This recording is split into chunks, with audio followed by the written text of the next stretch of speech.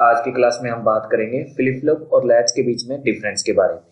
तो सबसे पहले बात करेंगे कि फ्लिप फ्लॉप होता क्या है, लैच क्या होते हैं, इनका सर्किट डायग्राम को देखेंगे और देन उसके बाद में इनके बीच में डिफरेंस को देखेंगे कि इन दोनों के बीच में क्या डिफरेंस है।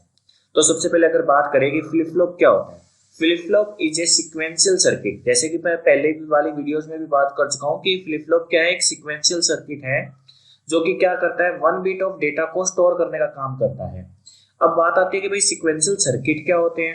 तो सीक्वेंशियल सर्किट देखिए, जो सर्किट है वो दो तरीके के होते हैं। कौन कौन से होते हैं? एक होते हैं कॉम्बिनेशनल सर्किट और एक होते हैं सीक्वेंशियल सर्किट। कॉम्बिनेशनल सर्किट वो सर्किट होते हैं जिसके अंदर जो आउटपुट होता है वो सिर्फ प्रेजेंट इनपुट पे डिपेंड करता है।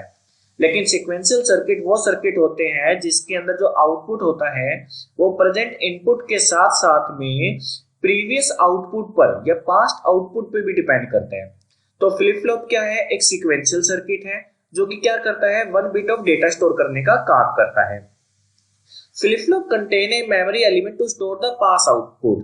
क्यों? देखिए, आपको जैसे कि मैंने सीक्वेंशियल सर्किट का बताया कि इसके अंदर जो पास्ट आउटपुट है या प्रीवियस आउटपुट है उसकी नीड होती है नेक्स्ट आउटपुट जनरेट करने के लिए।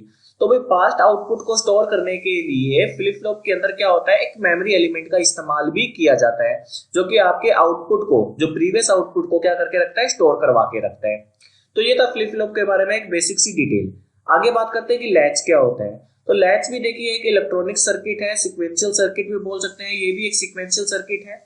लेकिन यहाँ पर क्या होता है, विच changes its output immediately based on the applied input, कि क्या होगा जैसे ही इसको इनपुट दिया जाएगा उसी टाइम ये क्या करेगा, अपना आउटपुट जनरेट कर देगा। तो देखो, ये तो फ्लिप फ्लॉप में भी होता था।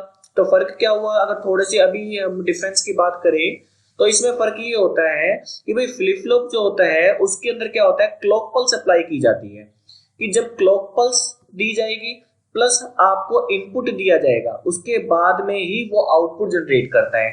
लेकिन लैच क्या कह रहा है कि इमीडिएटली आउटपुट जनरेट कर देगा, कब? जब इसको इनपुट अप्लाई की जाएगी, मतलब क्लॉक पल्स का वेट नहीं करेगा, मतलब क्लॉक पल्स की नीड यहाँ पर नहीं होती है।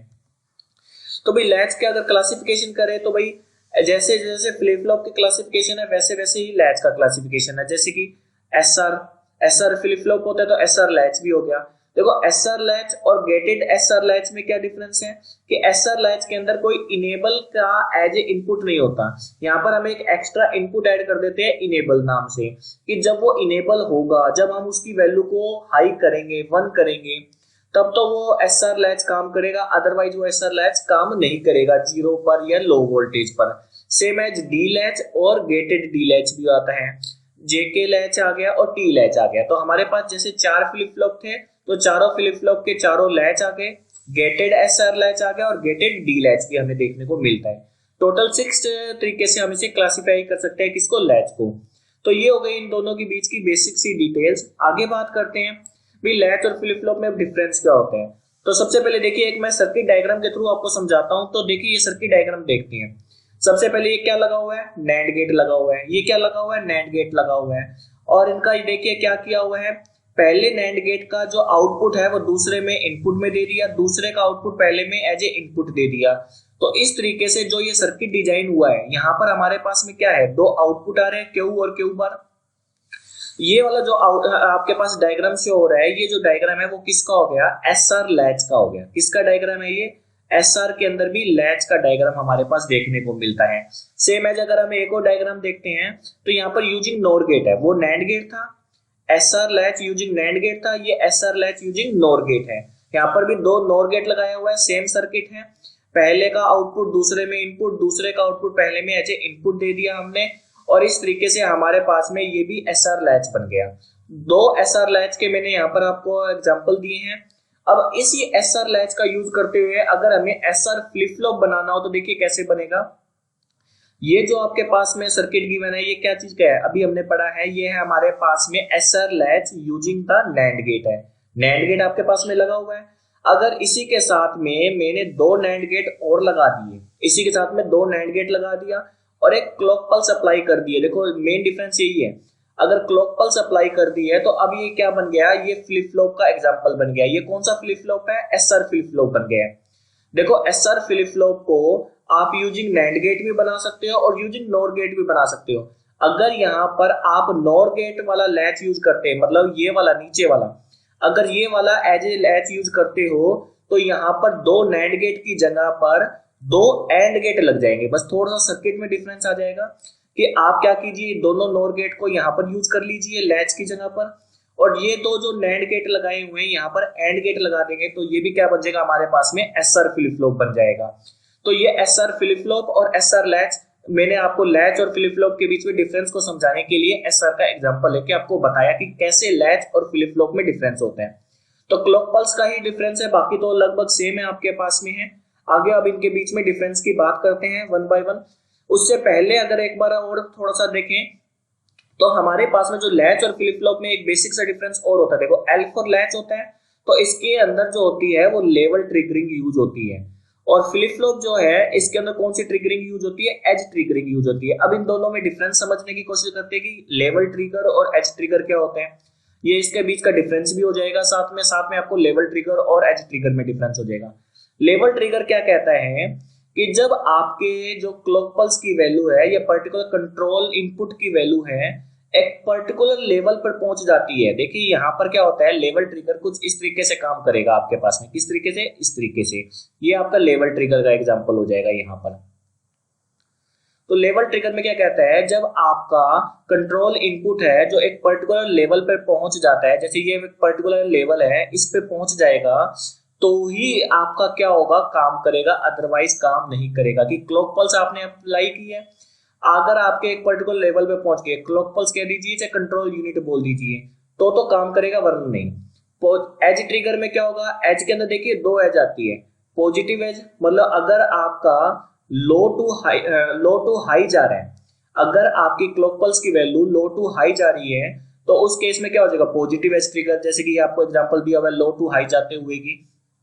सेम एज यहाँ पर अगर हाई टू लो जा रहा है तो ये नेगेटिव एज ट्रिगर हो जाएगा। तो फ्लिप फ्लॉप के अंदर क्या होता है, एज ट्रिगर काम करता है। अगर आपने क्लॉक पल्स दी हुई है तो या तो पॉजिटिव एज ट्रिगर, मतलब जैसे ही पॉजिटिव एज होगी मतलब वैल्यू लो टू हाई जाएगी तो आपका फ्लिप फ्लॉप काम करेगा। अगर नेगेटिव एज ट्रिगर दिया हुआ है तो हाई टू लो जाएगी तो आपका फ्लिप फ्लॉप काम करेगा।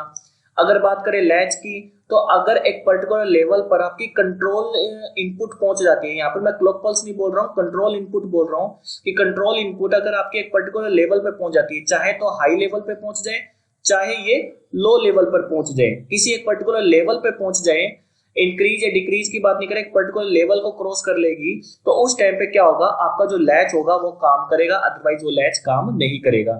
तो ये डिफरेंस भी याद कर सकते हो, L for latch, L for level triggering. Flip flop के अंदर कौन सी होगी, एज ट्रिगरिंग होगी हमारे पास में। अब आगे डिफरेंस की बात करते हैं। तो पहला डिफरेंस देखिए क्या कहते हैं कि फ्लिप फ्लॉप के अंदर क्लॉक सिग्नल प्रेजेंट होते हैं, अभी मैंने सर्किट से आपको समझा दिया। लैच के अंदर क्लॉक सिग्नल एब्सेंट होते हैं, ये हमने बात कर ही ली है। सेकंड बात कीजिए, flip flop can be design using the latch. अभी सर्किट में देखा हमने एसआर फ्लिप फ्लॉप बनाया था यूजिंग द लैच, बिल्कुल सही बात है। आगे बात कीजिए, latch can't be design using the flip flop, कि लैच को फ्लिप फ्लॉप से नहीं बना सकते, फ्लिप फ्लॉप को यूजिंग द लैच बनाया जा सकता है। आगे बात करते हैं, we can design the flip flop using the latch along with the clock. मतलब अगर लैच के साथ में, लैचेस के साथ में अगर क्लॉक पल्स अप्लाई कर दी जाए, क्लॉक अप्लाई कर दी जाए तो वो क्या बन जाएगा, फ्लिप फ्लॉप भी बन जाएगा। लेकिन we can't design a latches using the logic gate, we can design, sorry, कि मतलब हम जो है लैचेस को किससे डिजाइन कर सकते हैं, लॉजिक गेट के साथ डिजाइन कर सकते हैं, फ्लिप फ्लॉप से तो कर ही नहीं सकते हैं। लैच का अभी हमने बनाया भी था, एसआर लैच बनाया था using the NAND gate, using the NOR gate, तो लॉजिक गेट्स का इस्तेमाल करते हुए हम लैचेस डिजाइन कर सकते हैं। आगे बात करते हैं, flip flop utilize an edge triggering. Flip flop में क्या होता है, एज ट्रिगर होता है, अभी हमने बात कर ली इसके बारे में डिटेल में। और लैचेज में क्या होता है, लेवल ट्रिगरिंग होता है, L for latch, L for level triggering. आगे बात करते हैं, flip flop only changes its output. Output कब चेंज होगा, जब हम क्या करेंगे, when we apply any control signal. Control signal कैसा हो सकता है, जैसे कि क्लॉक सिग्नल, मतलब कंट्रोल सिग्नल में अगर हमने क्लॉक पल्स अप्लाई करी है तो ही फ्लिप फ्लॉप अपना आउटपुट चेंज करेगा। लेकिन यहाँ पर ऐसा कुछ भी नहीं है, यहाँ पर इमीडिएटली चेंज हो जाएगा जब आप क्या करेंगे, इनपुट सिग्नल अप्लाई करेंगे। इनपुट देते ही ऑटो मतलब इमीडिएटली क्या करेगा, आउटपुट जनरेट करके आपको दे देगा। Operation relies on the present input, past output and the clock pulse. देखिए ये क्या है, फ्लिप फ्लॉप है चाहे लैच है, दोनों ही सीक्वेंशियल सर्किट है, तो सीक्वेंशियल सर्किट में किस पे डिपेंड करता है, जो आउटपुट है या ऑपरेशन है वो प्रेजेंट इनपुट पे डिपेंड करता है, पास्ट आउटपुट पे डिपेंड करता है, और फ्लिप फ्लॉप है तो किस पे डिपेंड करेगा, क्लॉक पल्स पे भी अप्लाई करेगा। लेकिन यहाँ पर क्या होगा, प्रेजेंट इनपुट पे डिपेंड करेगा, पास्ट आउटपुट पे करेगा, क्योंकि सीक्वेंशियल सर्किट के रूल को तो फॉलो करेगा। लेकिन क्लॉक पल्स यहाँ पर जरूरत नहीं है हमें लैच के लिए। आगे बात करें, देखो फ्लिप फ्लॉप के अंदर क्या है कि स्पीड क्या हो जाएगी, थोड़ी स्लो हो जाएगी ऑपरेशन की, क्यों, क्योंकि इसके अंदर क्लॉक पल्स का भी वेट करेगा। आपके जो नंबर ऑफ इनपुट्स है वो इंक्रीज हो गए। लैच क्या होगा, फास्टर देन फ्लिप फ्लॉप होगा, ऑब्वियस है, क्योंकि नंबर ऑफ इनपुट्स का मैं क्लॉक पल्स का वेट भी नहीं करना, तो फास्टर वर्किंग हो जाएगी। फ्लिप फ्लॉप जो होते हैं वो सिंक्रोनस और एसिंक्रोनस दोनों हो सकते हैं। मतलब सिंक्रोनस का मतलब है क्लॉक पल्स अप्लाई की हुई है, एसिंक्रोनस का मतलब विदाउट क्लॉक पल्स वाला। मतलब लैच को भी फ्लिप फ्लॉप बोला जा सकता है, ऑब्वियस है। लैचेज को फ्लिप फ्लॉप बोला जा सकता है, लेकिन फ्लिप फ्लॉप को लैच नहीं बोला जा सकता। लैचेज आर द एसिंक्रोनस, जो लैचेज है वो एसिंक्रोनस होते हैं, मतलब इसमें क्लॉक पल्स नहीं होती हैं।